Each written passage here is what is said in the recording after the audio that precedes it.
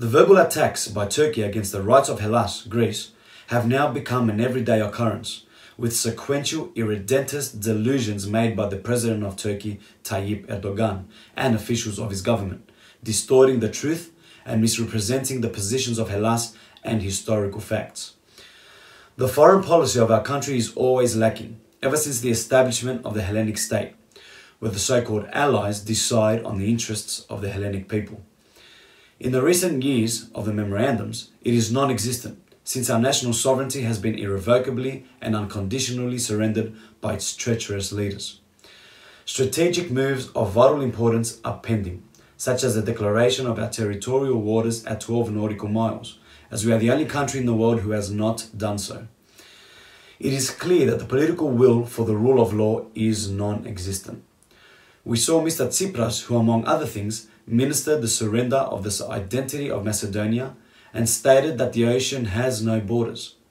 We saw Kostas Zouraris, a member of the Hellenic Parliament, state that to lose a few islands does not matter, and other members of SYRIZA highlighting that Kastellorizo is not located in the Aegean. A slew of ridicules by people, and it is disgraceful that they are members of the Hellenic Parliament governing our sacred land.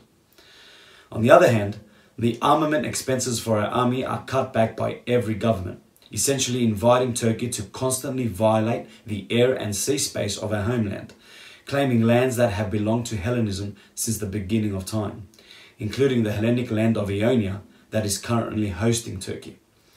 The treacherous inaction of our leaders and their obedience to foreign interests have given the right for Turkey to boldly request the trademark registration of Aegean on 16th of the 7th, 21.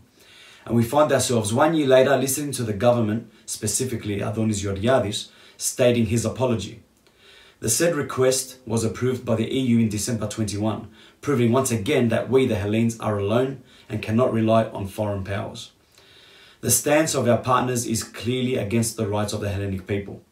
There is absolutely no defense regarding the territorial integrity of Hellas, which is openly threatened by Turkey, who disputes our borders, which are also borders of Europe.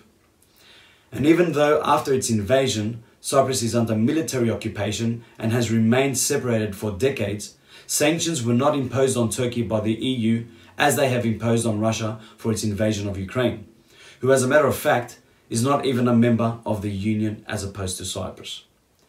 Fellow Hellenes, it is imperative for the Hellenic nation, ethnos, to assume the governance of the country and put everything in its rightful place. Today, decisions are being made by foreign anti-Hellenic politicians who serve the interests of foreign centers of power and never the interests of our homeland. The more we remain inactive, the more we lose. These times are crucial and must be on the side of the Hellenes. Everyone must unite with ELLINON SYNELEYSIS, which was created to represent our nation.